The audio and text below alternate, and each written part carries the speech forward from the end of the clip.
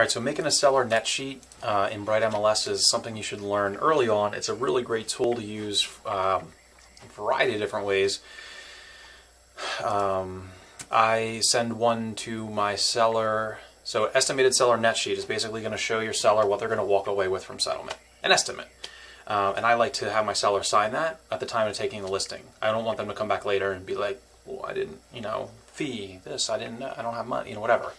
It's just a good thing to do, good practice. You can also take it with you on a listing appointment. You can do it for your sphere, for any prospects you have, to figure out an equity analysis. How much money are they going to walk away with from sale of the property? It's something we use on listing appointments to talk about, commission objections, lots of other stuff like that. So how to do one is the purpose of this video. So you're going to log into Bright, and what I'm going to do is I'm going to compare it to this over here, which is an actual Alta from a settlement that I closed.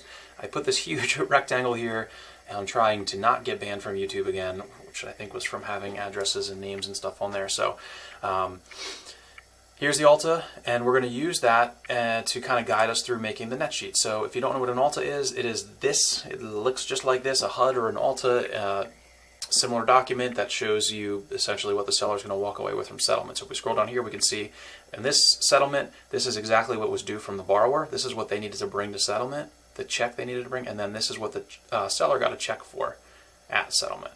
So it shows you, breaks every single fee down from the buyer and the seller side, all broken down here too. So paid from the seller's funds, paid from the borrower's funds. So we'll go through that right now.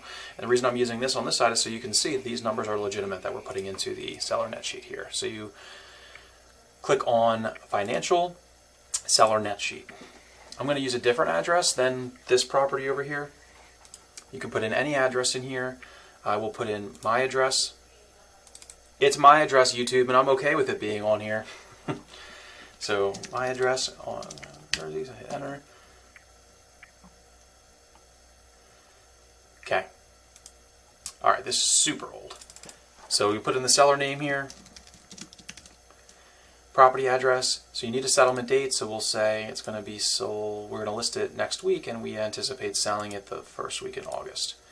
Sale price is going to be $400,000, and then we might not know the mortgage balance. If you do, you can throw it on there.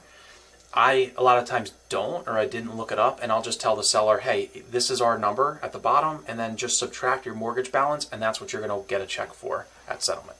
So it's going to pull the property taxes from public records. So verify that that's correct. Put in the mortgage balance here if you have it, any other mortgage balances. You're not going to know if there's seller assist if this is day one, like a seller credit paid at settlement. So you're typically going to leave that alone. And then put your commission here, 6% hopefully. That's the total commission to the seller. And if you scroll down here, you can see on this real Alta right here, total broker's commission, 192.5 times 6% equals 11,550. And then here's the actual breakdown. Seller pays the whole thing, and it's broken up to either side here. KW Long and Foster comes out of seller's funds. So keep going down here. This tax info over here, all this tax info, this should be correct. It pulls from public records. If there's an HOA fee, you can put it in here if you want. The purpose of this is to show your seller that they would get some money back from the HOA fee. So let's say they paid all of 2022's HOA fees on January 1st, 2022. Don't know of anybody that's ever done that. Don't know if you can, never lived in an HOA. But let's say that is a thing that you do. Then you would put in the amount that they paid, and you would put in the date. You would put the date in there. So it would allow you to put the date. So you'd put from January 1. So let's say it was a $200 a month. That's $2,400 is paid from January 1st, 01. This is how cool this is. 01 slash. Okay, I'm just going to use this. January 1st, 2022 to December 31st. So we paid the whole year up front. So $2,400 was paid. So based on a settlement date of August 5th, the seller would get a reimbursed $979 in their HOA fees that they had already paid because they're not living in the property from August 6th on. So they're reimbursed for that. Same thing with property taxes. So if they paid for the quarter, usually taxes are paid in the quarter, you can see that the seller here is going to get a reimbursement here at settlement for this much. So that's automatically calculated by Bright. So all this stuff is generally left blank. If you know any of it, you can throw it in there. On the right-hand side here, transfer tax is calculated based on the sales price. You can leave that. Municipal use and occupancy, these are just normal, these are just numbers to put in. So I don't think I have a UNO or a CO on this Alta here. Yep, I do. Perfect. So I have a reimbursement right here for it to Andrea Hughes. So this was the occupant of the property, went out to Home Depot and bought smoke detectors and stuff like that.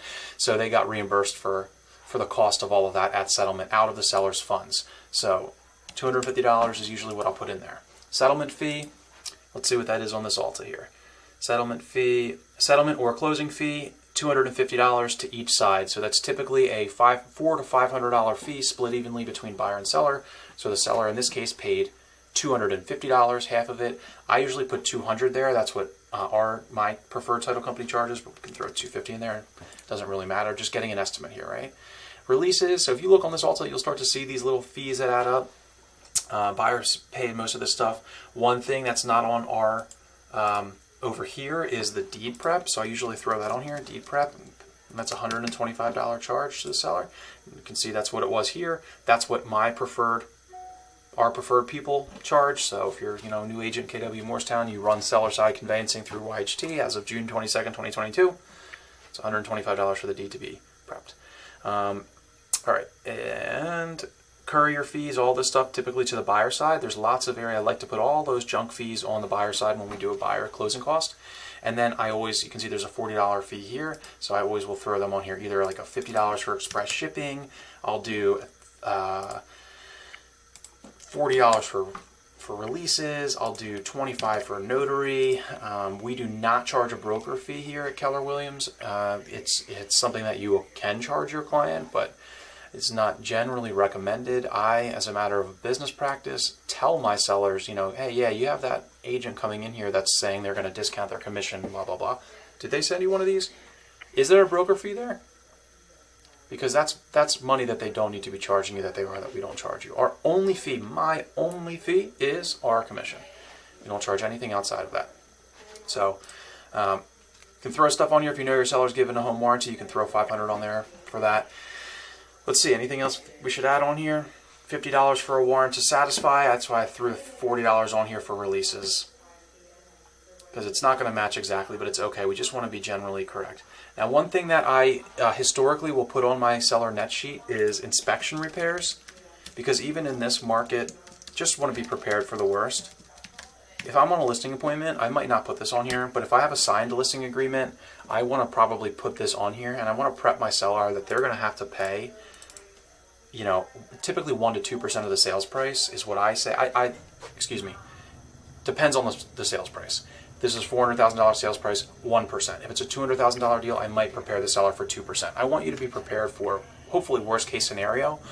What I want to explain to the seller is, yeah, I put a $4,000 charge there for inspection repairs. I hope it's less than that. Maybe the buyer will ask for some things and you can give them a $1,000 credit and we can move on. But I want you to understand that $4,000 is probably our threshold where it doesn't make sense to go back on the market for another buyer. If it costs a lot more than $4,000, then all right, let's dump this buyer and get another one.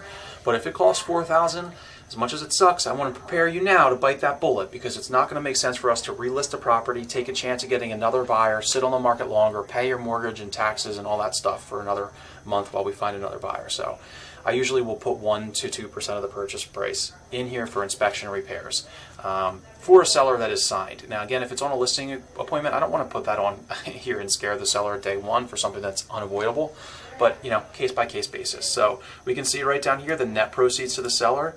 This is exactly what they would walk away with from this deal, less the payoff on their mortgage. So you would just need to tell the seller that. So once it's all done and we're done, you can hit save or you can hit print. I can just hit print, and then I'll hit print again. And then I will do destination. I will do save as PDF, save, and now I have the net sheet saved. So I can do 141 Oakland Ave seller net sheet. Okay, that's saved to downloads. And I can view it here, I can print it from here, or I can take this, throw it in DocuSign, throw it in my transaction room, and when I send out the contract of sale or paperwork or whatever, I can throw that in DocuSign and get the seller to sign here and acknowledge it. Just so I have it in the file. So that's a seller net sheet. Hope this helps.